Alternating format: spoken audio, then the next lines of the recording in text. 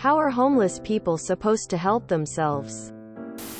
There are some places where you can get a bank account without an address. In the UK at least. But they're a relatively recent thing. But in general, you're right that it's an awful vicious circle. My homeless experience was in the 90s. So a bit dated. But this is how it worked then, and in many cases might still work. Day labor jobs pay cash. It's just not worth all the expense and procedure to do a bunch of paperwork and a payroll system. For that, in any poor part of town, there are places that will cash paychecks for a fee. That's exploiting the poor people. But you need your money, so you pay the fee.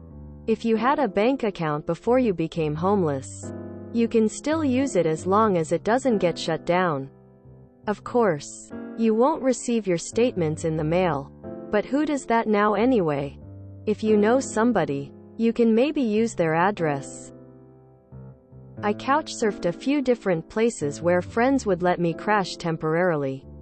So I generally had an address I could use.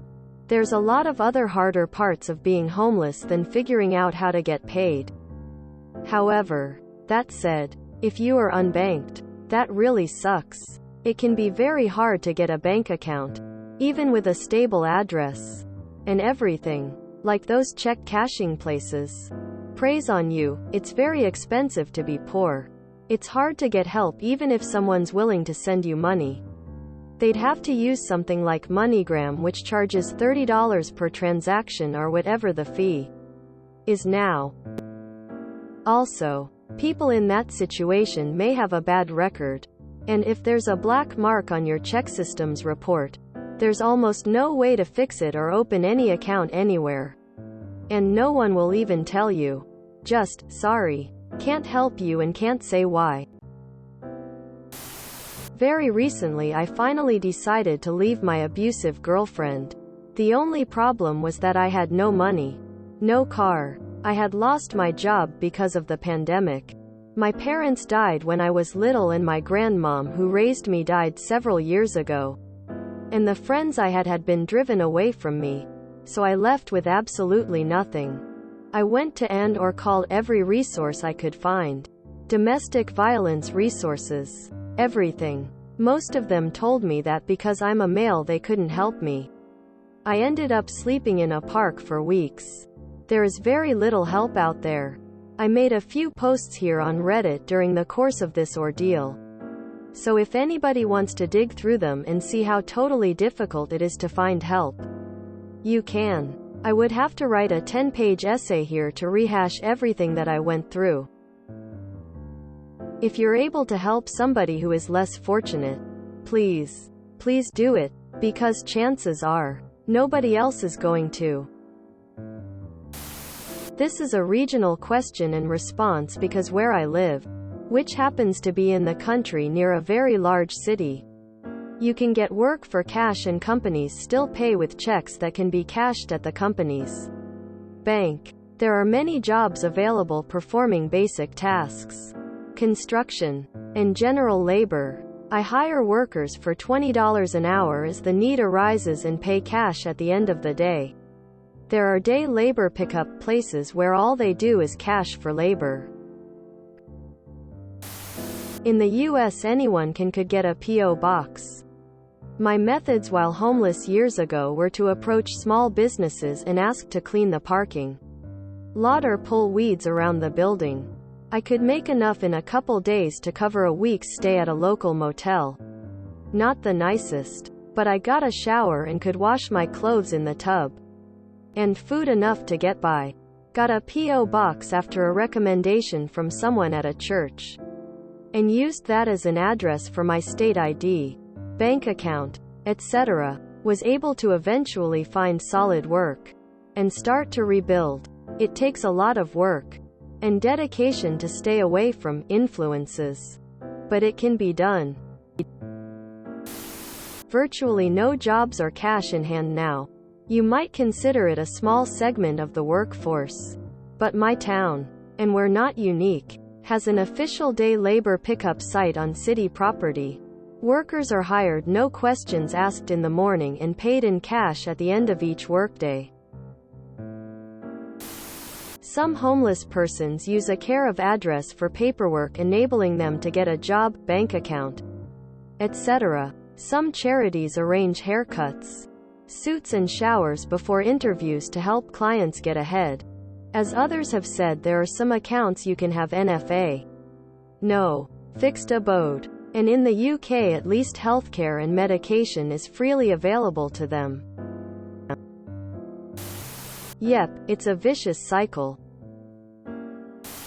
Avail yourself of various social services.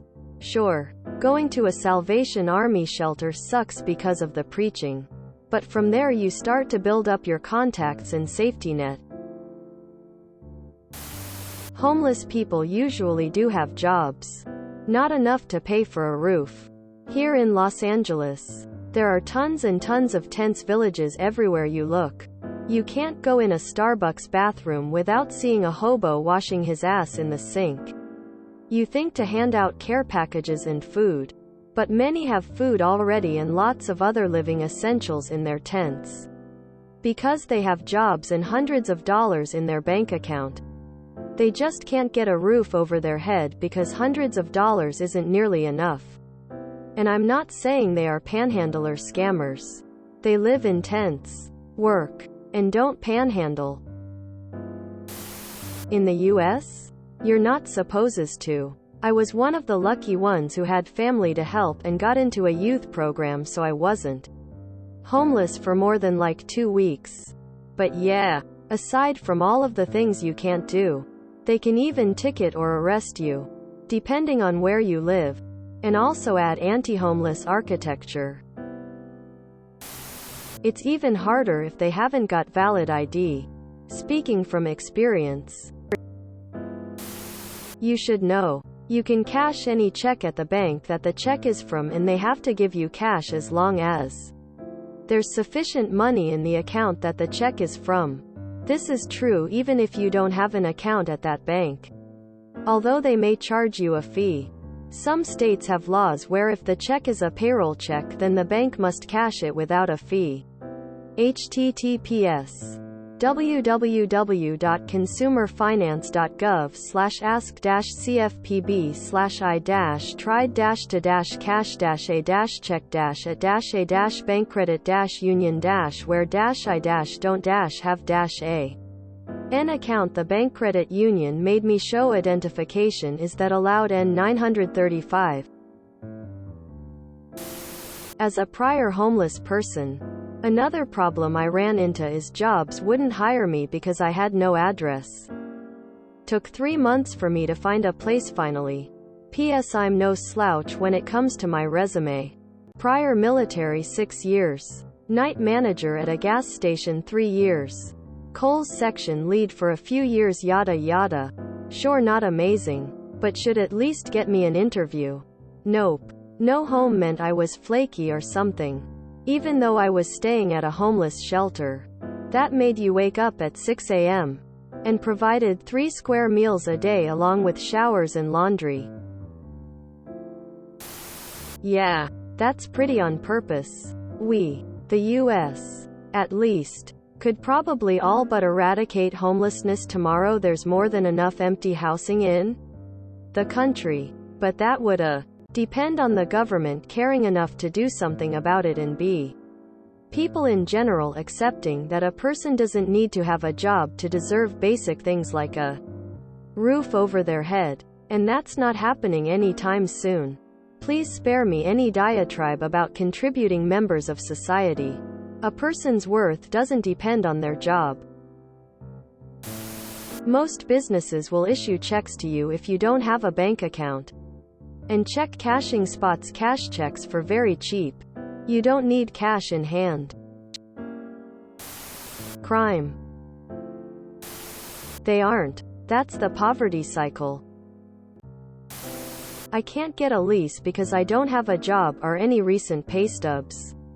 I can't get a job because I have nowhere to live. How the hell do I get out of this? While there are many issues with homelessness that need attention, In this case, a pay card or paper check would work just fine. Paper checks are definitely still an option on request, even if they aren't the default. If you enjoyed this video, please check out our playlists full of similar content. Epic Ericast is like doom scrolling for your ears. Please like, share, and subscribe.